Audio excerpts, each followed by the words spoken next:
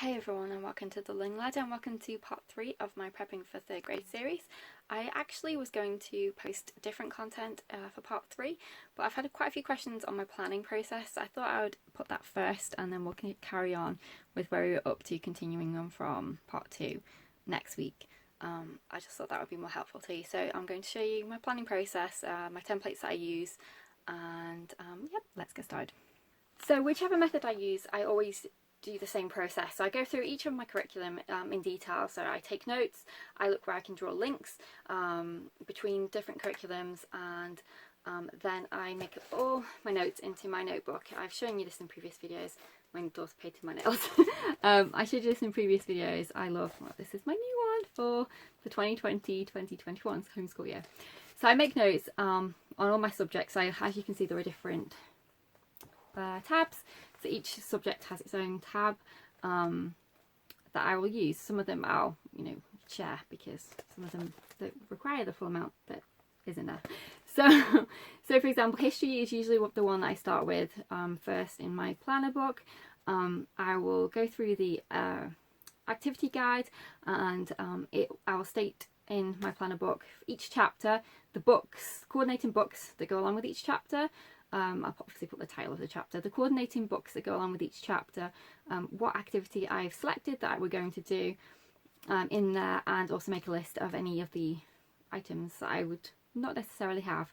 Most of them, to be honest, in Story of the World you will have on hand, but occasionally there's something that's a bit unusual, so I'll write that in the list. If not every item, but just the items that perhaps I wouldn't necessarily always have on hand, so that I know when I'm coming to make my supply list for the year, it's all there, and I'm not going back, getting my curriculum out and everything else, trying to find the items that I need.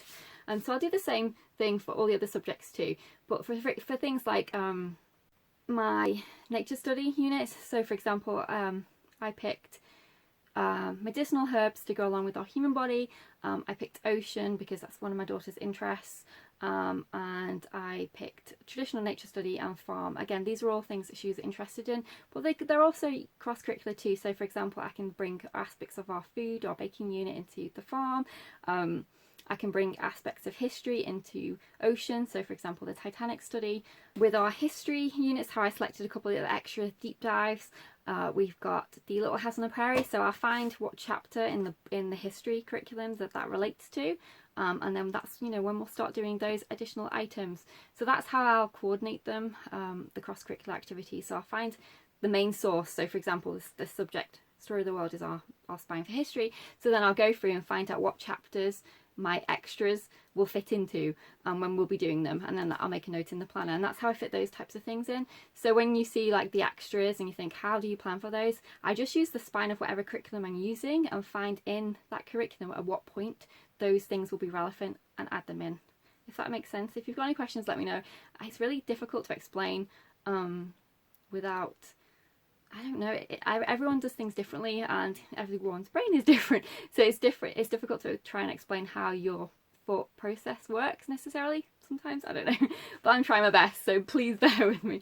So yeah, so that's how I'll do it. So I'll go from my spine, find where points in that history, if it's history, in language arts, if it's language arts, the subject is presented, and then I can add in my extras, and my extras come from child-led mostly.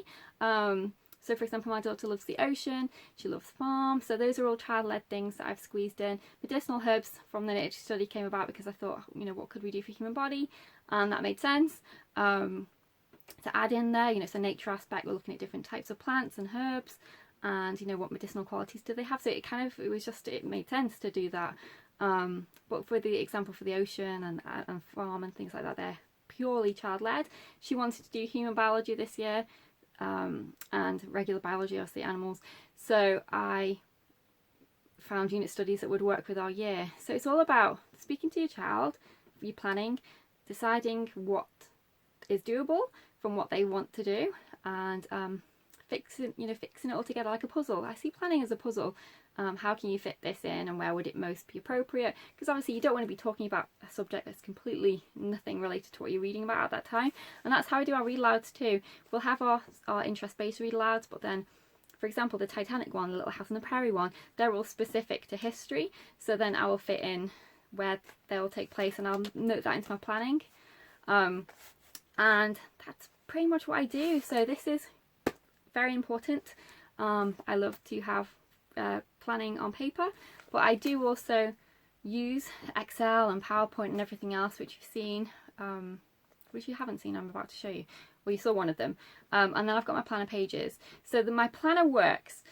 So if you bear with me that I've done the notebook, I have done my schedule, but as I said, that changes depending on, it won't change once you start the year unless things aren't working out. But it will change up until the point of us starting, because sometimes I'll get a better idea. And if you've got a better idea, don't stick with the plan, change it. That's as far as I'm concerned, because a better idea means that you've thought about something and you think this way will work better. So don't be stuck to your plans. If you've planned something, you think, no, this is bad, this is not going to work, feel free to change it. That's how I do things. I'm not afraid of ripping pages out. I'm not afraid of erasing or deleting. You just have to go with the flow. It's fluid. It's not set in stone, because don't forget, you're dealing with human beings, and you know, we have likes, we have interests, we have needs, and those all take part in your planning. So that's just something to consider. Anyway, getting back to my point. So my actual planner, as I said, I've used various different ones. I really like bullet journaling, and I used bullet journaling mainly for keeping track. So I would mark down how many lessons we had to do in our math curriculum, and I would colour a square for when we finished them, so that I could keep track and think, yeah, we're on track, or no, we need to maybe do this, or, you know, just that's how I do it. And also because I don't just say the curriculum is the rule maker, and if I think my daughter's ready for something else or something more, then I will incorporate that. So for example, within maths, I will add things in if I think she's ready to do it. So the curriculum might say, right, we're going to do, I don't know, chapter 1 on fractions, and, you know, chapter 2 on whatever. But if I think that she's ready to try something a little bit more advanced, or she's ready to introduce a concept sooner, then I will do that. And that's how your planning can change. So you might have set out your planning pages for maths that you're going to do so many lessons on this specific topic, but then, you know, if they're showing interest in something else, don't hold off. If you think they're ready, then, you know, that's my point of view. Not everyone agrees, and that's absolutely fine. Some people really like sticking to the curriculum, and if that works for you, then don't change it. I'm just offering you my experience and the ways that I do it. So if she's ready for something else, then I'll just schedule it in. So that's where I mean I don't mind changing my plans. So if I plan that we were going to do so many lessons this week on this specific topic, but then actually, you know, she was showing interest in, or I thought she was ready for something else, then we'll squeeze that in. We'll just push things. And most curriculums don't run the full school year, so you have the extra time to schedule things in. So don't worry if you feel like you couldn't possibly fit all that in. For one, you don't have to anyway, and for two, you may find that you finish the curriculum sooner than what they say anyway, so you will have likely some time to play with.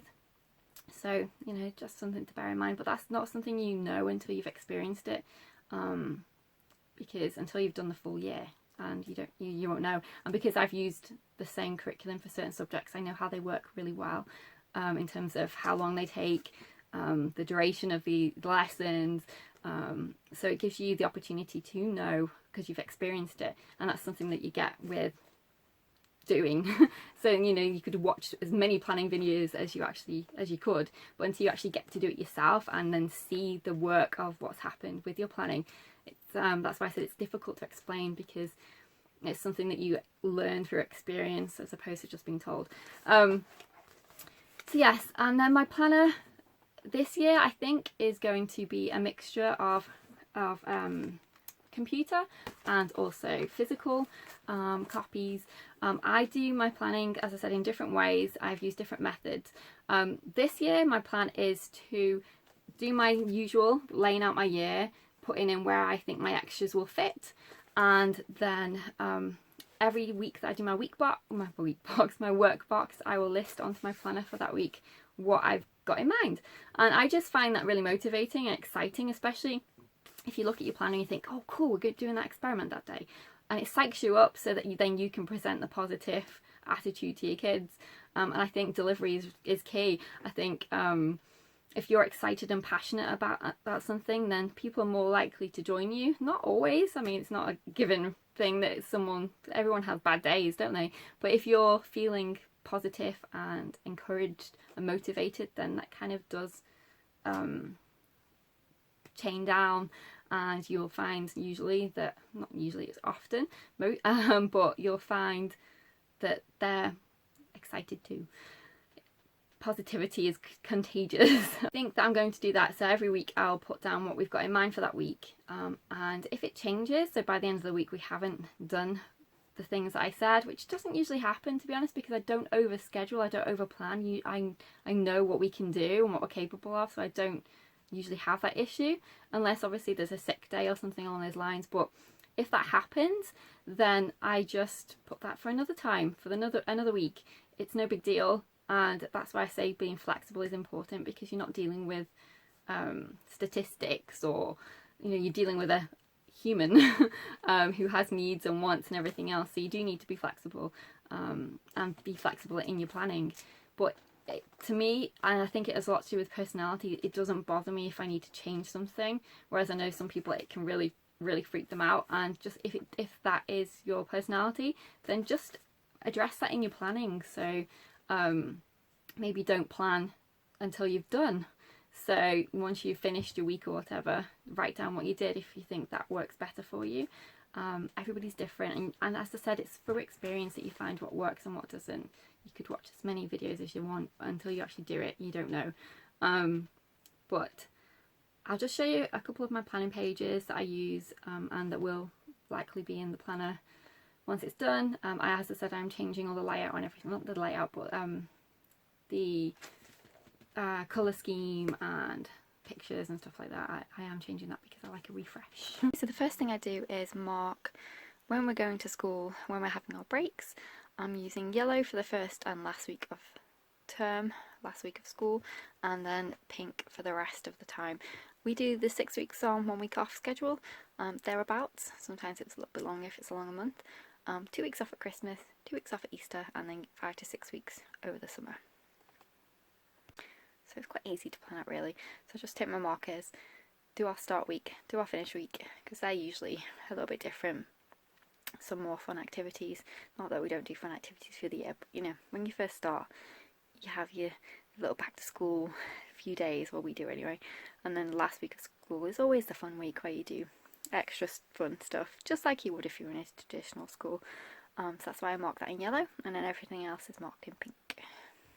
So I have just started working on my schedule. This is just the first draft. It may well change, but this is what it's looking like so far.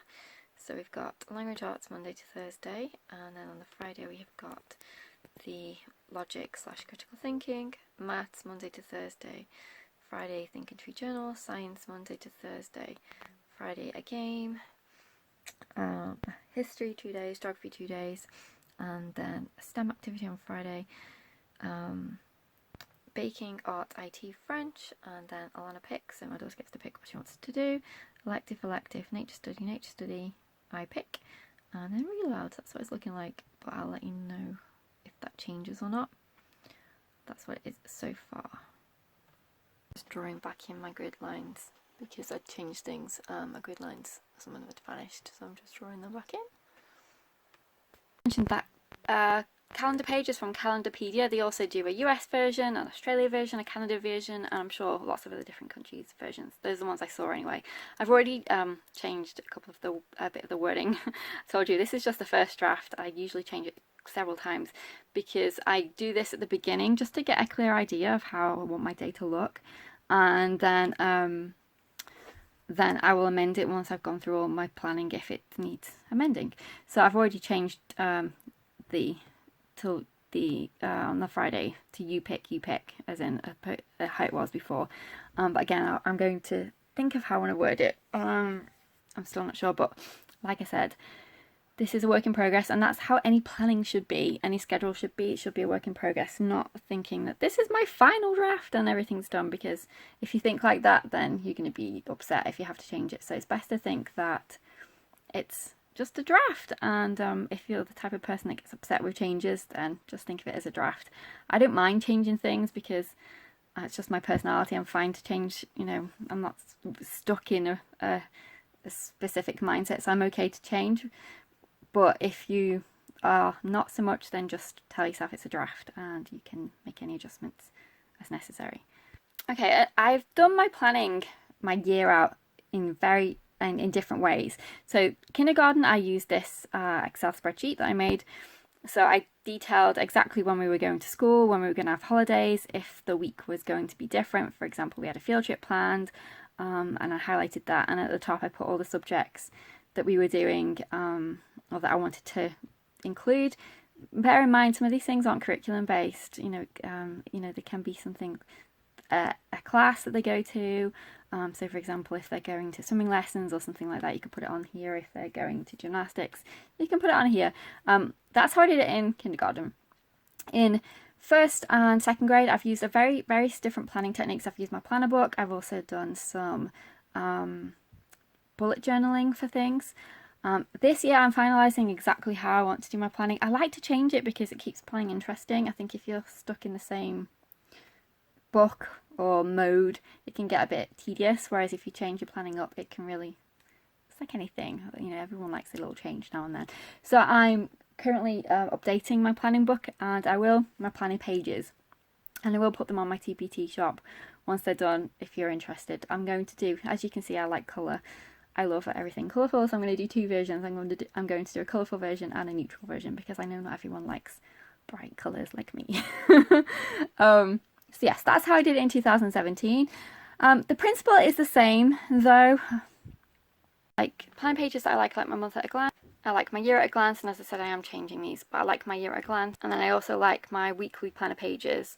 Those are the ones that I mainly use, and then there's some extra ones that I, you know, the notes page and things like that that I do use too, utilise too. But those are the main ones.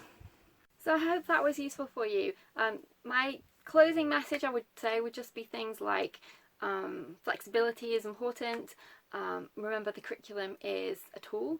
The curriculum doesn't know your child, you do. So bear that in mind, because I think that's really important. So for example, like I said, where I felt my daughter could manage more, then, you know, feel free, or sometimes, you know, if it's the other way, feel free to adjust the curriculum to serve your child. It's not set in stone. It doesn't know your child. It's what a percentage of children might be like at this grade, at this age. It doesn't know your child personally, so feel free to adapt it.